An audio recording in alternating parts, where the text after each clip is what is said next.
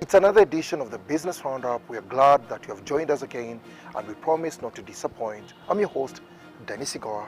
Stories that made headlines. Ugandans are encouraged to embrace geographical indications to help preserve the identity of local products. Government inaugurates the Foundational Board of Directors of Uganda's National Mining Company. East Africa's integration journey remains challenging. EAC Secretary General Veronica Nduva commits to tackle the bottlenecks. On the international scene, Mexico City reaches for the skies to enhance mobility. Keep it locked, it's time for business. To our first story, Uganda Bankers Association wants more women to take up leadership roles in their respective careers, but especially in the banking sector. Despite the fact that Uganda's financial industry employs over 19,000 staff, 52% of whom are female, that's more at a foundational stage.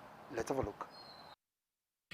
The Uganda Bankers Association is committed to creating an enabling environment within the banking and financial services industry that promotes the growth of professional women leaders. Note that the ladies do have the skills and the necessary professions, but they're just not climbing the ladder to the top as quick as we want them. So we believe this forum will give ladies a platform to enhance their skills, to gain the necessary skills, and ensure that they address any societal norms or related imposter syndromes that prevent them from aspiring to get to the top of their careers. Through the Women Economic Empowerment Initiative WAY, UBA and partners are focused on enhancing the women's participation in equal opportunities within the Ugandan economy. One of the tasks that they have, in order to be leaders, they need to build a wide base of their CV, meaning that they don't have to restrict themselves to only the qualification they had, maybe finance or human resource. To get to the top, you need knowledge on all those other sectors. And that means that you need to deliberately choose your career path. A career path is not something that can come to you accidentally. Change jobs for a reason. Choose places for a reason, not necessarily how much you're going to earn. So I think as a woman, there's need to do that. There's need to be focused on what you need to do. Yeah, and that is critical in leadership. We want to ensure that we are women entrepreneurs, small, medium enterprises have access to new technologies. So what we do is, beyond the training that I mentioned, in the many rural areas where we work, we are partnering with organizations or businesses such as telecom to bring internet and connectivity to the most remote areas of the country. We are now building 12 towers all over Uganda in urban areas that may not be where internet may not be accessible, because we know that not everyone, it shouldn't be that you have to leave your village to come to Kampala in order to access financing. Under the theme, Accelerating Female Leadership for Gender Inclusive Financial Services, this year's WAY Forum and Awards serve as a platform for sharing insights and recognizing excellence in advancing women's economic empowerment in the financial sector. So the issue is not that they don't have the necessary skill set. The issue is how do they aspire and grow their skills to the higher levels. So which talks to either confidence building or career guidance, to ensure that they now move up that ladder to take up roles that seem to be so far skewed towards just the male gender. Uganda's national demographics composition indicate that women make up about 51% of the population, and more specifically women under the age of 35 are approximately 18.2 million. Sigoa and Juman Samba for UBC.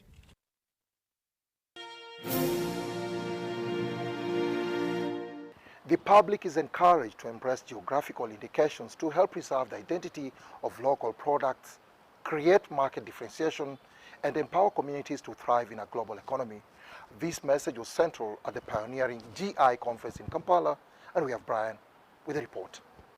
Geographical indications enable consumers distinguish quality products and trust, assuring them that what they are buying is authentic and meets expectations. By protecting local products' names, geographical indications help safeguard the unique creations of Ugandan producers, enhancing the value of their work and preserving heritage. By learning from the successes and challenges of countries like South Africa, Colombia, Ethiopia, Ghana, and Morocco, we can refine our strategies and foster a supportive ecosystem for all GI stakeholders.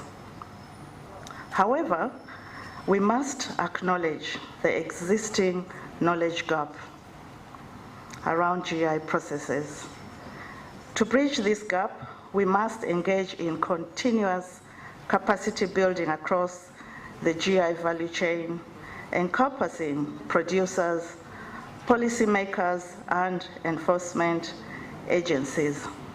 At the event, the Minister for Justice and Constitutional Affairs, Norbert Mao, called for mindset change and innovation for the country to fully benefit from the geographical indications framework. In short, I'm calling for two things: stock taking of the wealth we have, and then a mind shift to really change the way we think. Because we are equipped.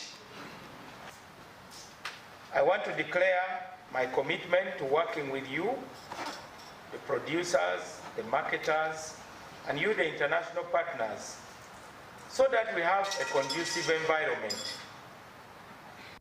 Geographical indications contribute to economic development, guards against misuse, fosters product integrity, and ensures sustainable use of natural resources, among others. The potential GIs that we have as Uganda range from coffee to cotton to vanilla to the tea. By the way, we have very good tea, but we never promote it. We have very good coffee, but what coffee is on our tables, in our boardrooms? You know the coffee there.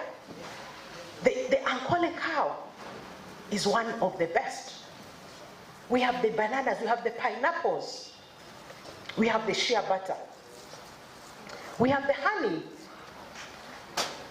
we have the cotton, to mention but a few. This inaugural event brought together industry leaders, seasoned intellectual property examiners, and policymakers to advance Uganda's geographical indications framework and elevate Ugandan products on the global market. With this pioneering conference in Kampala, Uganda seeks to harness the potential for its geographical indications to tell the Ugandan story on the global stage. Brian Tumunebiaruhanga for Business Roundup.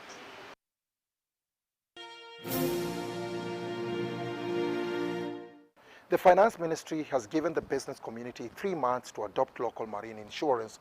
The directive was issued at the launch of the online cargo marine insurance at URA headquarters in Kampala.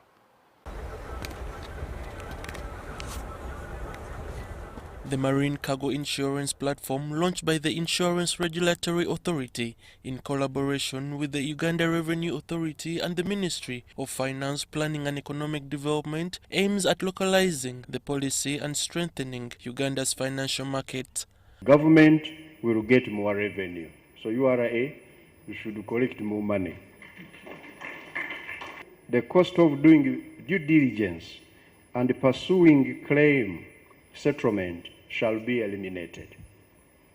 We also expect reduced commodity prices, since traders will no longer have to buy dollars to pay insurance premiums. Ugandan businesses have been losing significant amounts of money insuring their merchandise with foreign companies and in foreign currencies. They have also faced challenges with the claims process in the event of a loss. We have found that it is going to be much cheaper for any importer when you are buying insurance locally.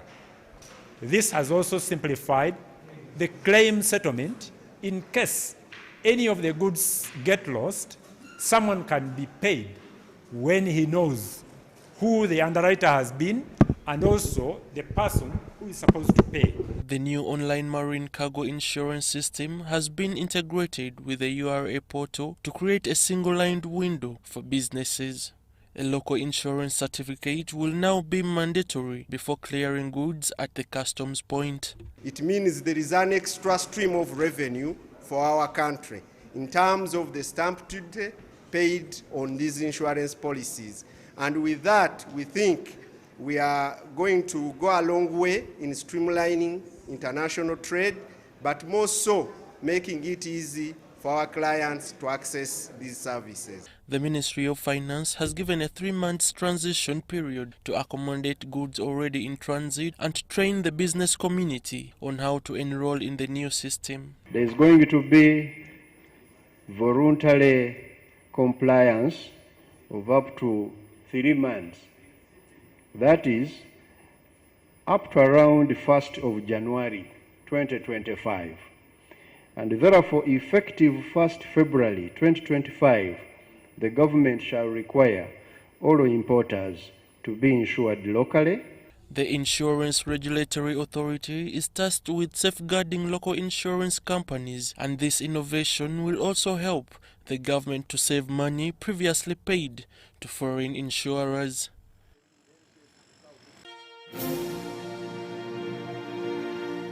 On matters of mining, government has inaugurated the board of directors of Uganda National Mining Company. Recently created, the company is tasked to manage Uganda's commercial interests in the mining industry, champion sustainability, and promote national content in the mining sector. Justin Nakami has the report.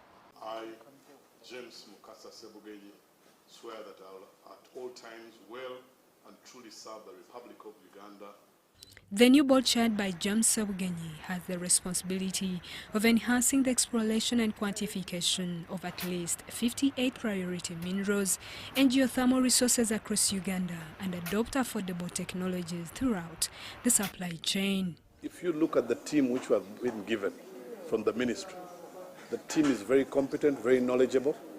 They have the depth of the information, the data. He has handled high-level cases but also transactions in the country, including and cutting across mining, power, among others, and petroleum. So we are glad to have him on board, and we look forward to the great leadership. Other members of the foundational board include James Byakagaba, Kevin Anyu, Miss Alaba Agnes, Francis Trinamastiko, Honorable Maria Chiwanuka, Dr. Alex Kwatampora, Wilfred Kokas Apol, and John Fisher Kanyemibwa. I, James Byagava, swear that I will at all times well and truly serve. At the swearing-in event held in Entebbe, officiated by the State Minister for Minerals, Fiona Nyamtoro, the newly appointed board was given the mandate to spearhead mineral exploration and promote value addition. This mission aims to boost economic growth, drive industrialization, and create job opportunities for Ugandans. Collectively, you have been appointed at a critical time when the country is yearning for value addition. We have a new act in place, and there is a ban on exportation of raw materials. The focus, therefore, is on value addition and processing. We shall always utilize every opportunity as a ministry to remind you that you have very cardinal functions. I'm certain that everybody is in good health and we are ready to start performing our duties diligently. Following the developments happening in the mineral sector, there is no doubt that the sector is one of the fastest growing in a country that needs to harness its full potential from the mineral resources that God blessed us with. In line with Uganda's National Development Plan 4, the government has prioritized the mining sector as a key driver of the country's socio-economic growth. Currently, however, mining contributes only a modest of 2.3% to the national GDP. Justine Nakami, UBC Business.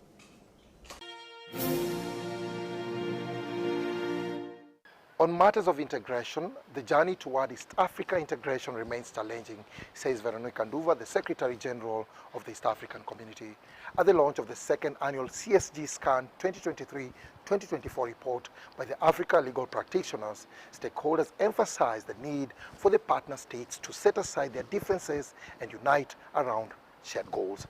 Let's have a look. The report tracks regulatory measures adopted by East African Community partner states over a 15-month period, impacting the free movement of capital, goods and services across the region. The idea of sovereignty in a regional bloc that has ambitions of political federation, I think is a no-brainer in my view. So having some of these regulations around our borders is unnecessary, because it's the one that is, slowing our speed of integration. If we could only remove these sovereign borders as EAC and allow people to just move and experience the EAC. We have done a lot on the domestic level. Let's go to the regional stage and block the potential barriers and ensure that the regional capital markets develops in the next coming years. At the release of the report on the East African Community integration, various stakeholders hailed the progress achieved so far, while also calling attention to gaps that require urgent attention. The Common Market Protocol is not just an economic agenda, it is a vision for a more connected, competitive and prosperous East African community. It envisions a region where goods, services, capital and people flow freely across borders. I have a personal term I've come up with. In a nutshell, integration should be just termed with one word: borderless. Just that. The 2023-2024 compliance scan of CSG commitments shows the East African Community partner states continue to exhibit the intent of adopting measures to foster the free movement of capital, goods and services. However, the pace of adoption is a growing concern to CACITA and the Private Sector Foundation. We need to go borderless. Why would I need, as a Ugandan business person, why do I need a visa or a passport to go to Tanzania or Kenya? Then too, we need to standardize or get standardization and standards. The standardization looks at things playing the same way. As it is in Uganda, it should be the same way as it is in Kenya or Rwanda or Burundi. For example, when it comes to domestic investors, in Uganda, a domestic investor is required to pay an amount of $50,000 to have a license. In Kenya, it is different. You have heard about the architects in Tanzania. That little regulation may stop architects from the other countries to operate seamlessly in Tanzania. And on the whole, we have been decrying protectionism. Sometimes our products are blocked, especially Uganda. We are always on the receiving end. But this is our baby, the East African community, and would like to continue to nurture it. As a business community, as a private sector, we are now also woke to the fact that we have left integration to the politicians, we have left it to the boardrooms of the bureaucrats. Despite the challenges, there is an opportunity for the East African Community capital markets to leverage economies of scale, expand the pool of investors, and continuously increase the number and diversity of issuers and products. The East African Community integration has topped the discussions and the agenda at the second annual CSG Scan 2023-2024 report. But among us that, the bottlenecks that are hindering trade within the East African region, such as border-free access, free market access, tax regimes and currency recognition, have also been part of the conversations. The bigger question is, when will this be addressed? Joram Paul Sonko for UBC. The The financial sector is demonstrating its commitment to supporting the country's energy transition agenda, as shown by the new partnership between Absa Bank and Mogo Uganda. Meanwhile, the upcoming non-executive awards scheduled for the end of November will recognize and celebrate the most outstanding non-executive directors in Uganda. We have more in the corporate wrap. Absa Bank Uganda has supported green energy switch for the informal sector with a 19 billion shillings loan facility to Mogo Uganda. The funding will support Mogo's mission of providing affordable loans to border operators to acquire electric bikes on hire purchase. Through Mogo loans, we're also able to contribute towards a cleaner and greener country, contributing towards our sustainability goals.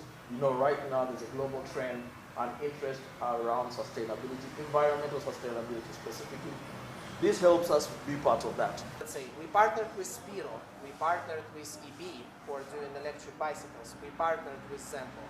But what matters at the end of the day is how the customers like the bike and what is the payment behavior. Yeah? The structured loan for the e-bikes will be repaid over a maximum period of 30 months, empowering thousands of riders to own environmentally friendly electric bikes that are cheaper to maintain and operate. Access to financial services remains the main obstacle to the growth of informal businesses like Boda. In other news, the League of East African Directors is to hold the annual Non-Executive Directors Awards 2024. This year's theme, a celebration of excellence in the boardroom, will set the tone as the event scheduled for the 28th of this month in Kampala honors visionary leaders. Non-executive directors usually do not have a stake in the company and are not rewarded properly for their efforts. They give of their time daily and they sacrifice a lot to ensure that the companies they represent meet their bottom line. The fourth Lead NED Awards will introduce two new categories: the Outstanding Chair of a Listed Corporate Company and the Most Supportive Company Secretary. We also encourage the community to participate. Nominations are open. Our nomination link is on our website, which is eadirectors.org. And we would like you to go there and nominate a non-executive director or a company secretary or a CEO that has been outstanding. There is a very serious criteria there that we will want to look at. Sigoa for UBC Business.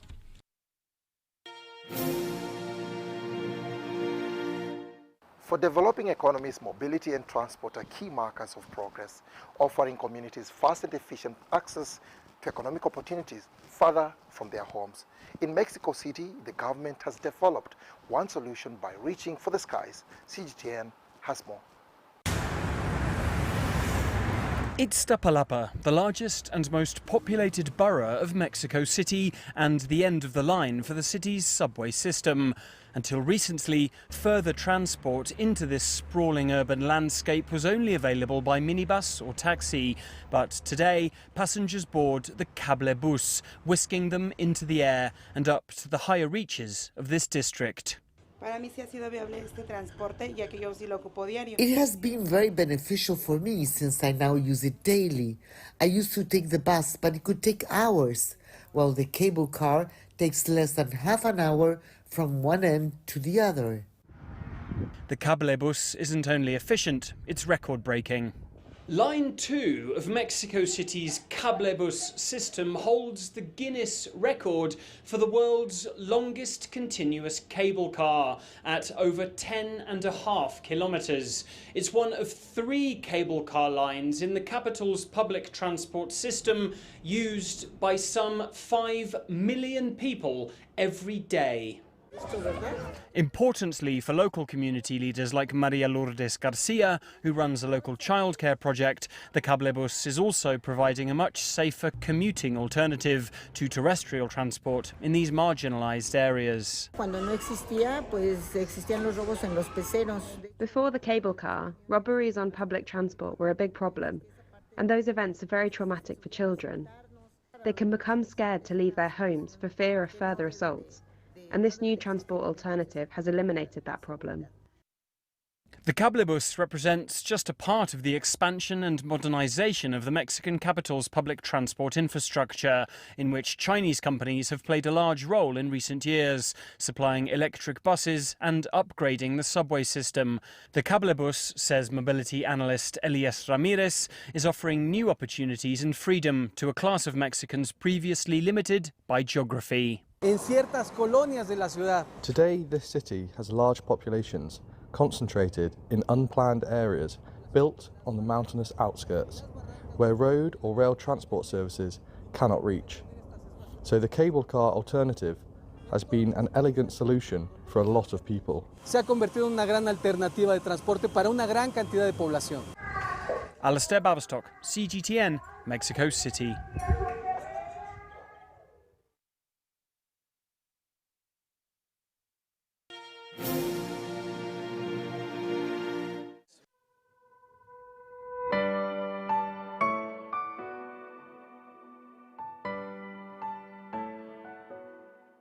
We know for sure that unemployment is such a challenge in our country.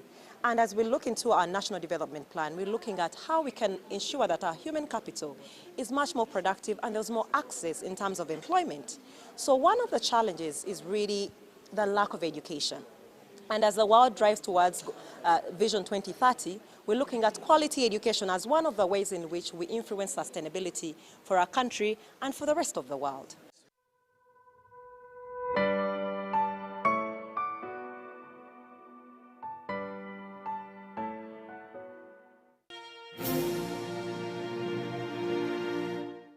The festive season is around the corner. We are glad to offer you some ideas and inspire you to choose the perfect holiday destination. In our Sounds of Business, we take you to the breathtaking Rwenzori Mountains for a hiking experience. Enjoy.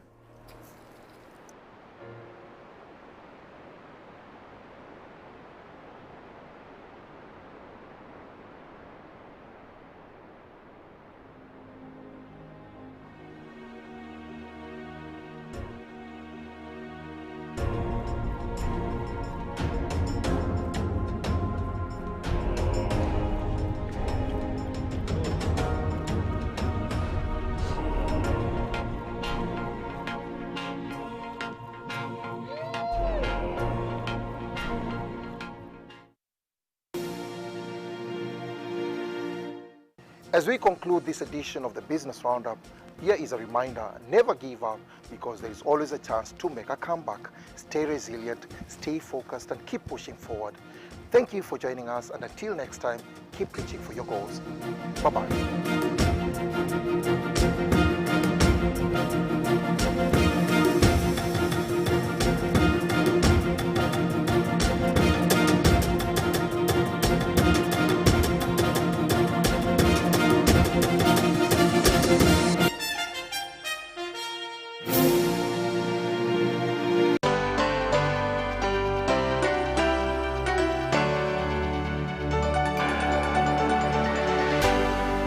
UBC, inspiring Uganda. Tuli ku ground, Plascon, paint and win. This year, BlackOn Paint and Win. The cuckoo roundy. Chicho, buy paint worth 100K. Get a scratch card. SMS the code to 7197. Stand a chance to win instant airtime, 1 million shillings bully day or a share of a 3 million shillings jackpot each week. What do you want the brand new Bodas, tuk-tuks, and so much more? Catch the Paint and Win action every Monday on Bukede One, NBS, and Sanyuka TV. BlackOn, color your world.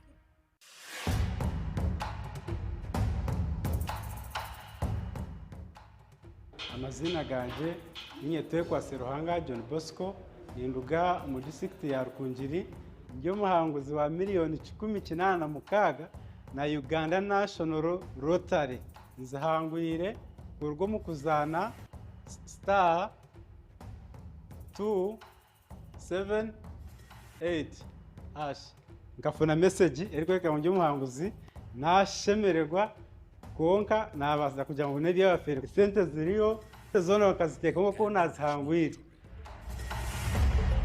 Ugandan National Lottery. Dream, play, win. Participants must be 18 years or older. Play responsibly. The